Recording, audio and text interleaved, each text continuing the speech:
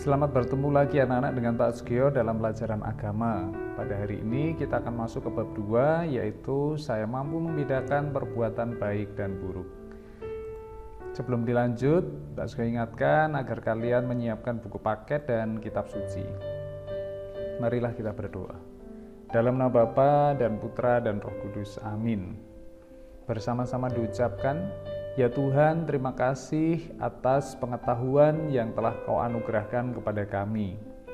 Bantulah kami agar dapat menggunakan pengetahuan tersebut untuk memahami segala yang baik dan yang buruk, sehingga kami mampu menentukan hal terbaik yang sesuai dengan kehendak-Mu. Amin.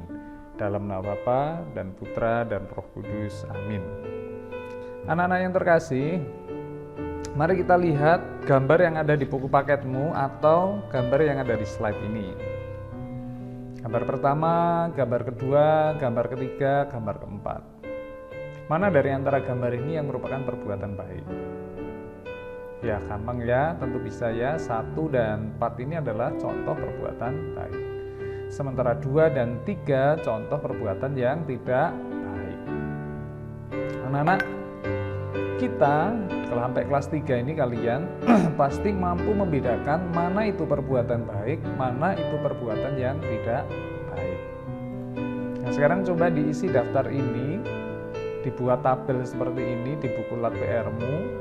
Sebutkan 10 perbuatan baik dan 10 perbuatan buruk. Videonya di pause dan selamat mengerjakan. Setelah selesai, di bawahnya coba dijawab, apa arti perbuatan baik? Apa arti berbuat buruk? Apa akibat dari perbuatan baik? Dan apa akibat dari perbuatan buruk ini ya, yang keempat ini ya. Apa akibat dari perbuatan buruk? Silakan jawabannya ditulis di buku lat PR. Video di pause. Kalau sudah, mari kita membaca cerita tentang Santa Elizabeth dari Hungaria. Ada di buku paketmu, silakan dibaca. Video di pause. Lalu menjawab pertanyaan berikut. Setelah itu silakan dibuka dari kitab Roma bab 12 ayat 9 sampai 21. Lalu latihannya dikerjakan di bawah yang latihan yang sebelumnya. Anak-anak, Tuhan memberikan kemampuan kepada kita untuk membedakan perbuatan baik dan perbuatan jahat. Perbuatan baik adalah semua kelakuan kita yang membuat orang tersenyum, senang, bangga, bahagia, dan mungkin juga memuji kita.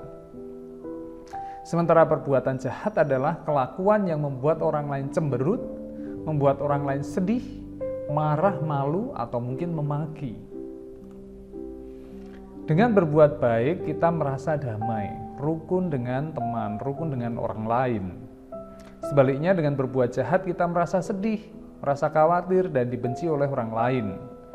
Perbuatan jahat orang lain hendaknya tidak dibalas dengan perbuatan jahat seperti Tuhan sendiri telah mengajarkan, sehingga tidak menimbulkan permusuhan. Bila kita berbuat baik kepada orang yang berbuat jahat kepada kita, maka ia akan sadar akan perbuatan jahatnya dan berhenti berbuat yang jahat. Karena itu kalahkanlah setiap perbuatan jahat dengan perbuatan baik. Dalam kitab suci kita diingatkan oleh tokoh-tokoh berikut. Yang pertama misalnya Ruth. Ruth adalah seorang wanita cantik yang masih sangat muda, yang tidak mau meninggalkan Naomi mertuanya seorang diri meskipun suaminya sudah meninggal. Contoh kedua dari kitab suci adalah Esther. Esther ini meskipun sudah menjadi ratu, tetapi dia tidak melupakan bangsanya yang tertindas. Nanti dipelajari secara khusus di kelas 5. Yonatan, seorang pangeran putra Raja Saul yang selalu membantu Daud, sahabatnya, meskipun Daud itu dibenci oleh ayahnya. Juga dalam kitab suci kita sering mendengar kisah tentang orang Samaria yang baik hati. Di situ kita menangkap pesan tentang bagaimana kita harus mengasihi sesama lebih dari mengasihi diri sendiri. Belajar dari Adam dan Hawa, kita diberi kebebasan untuk memilih perbuatan baik atau perbuatan jahat. Adam dan Hawa telah salah pilih. Kita hendaknya jangan salah pilih anak-anak. Kita harus tetap memilih kebaikan di atas segala-galanya. Jadi ada pilihan berbuat baik, berbuat jahat, kita hendaknya memilih yang berbuat baik. Jangan seperti Adam. Ada perbuatan baik, jahat, memilih yang jahat meninggalkan Tuhan.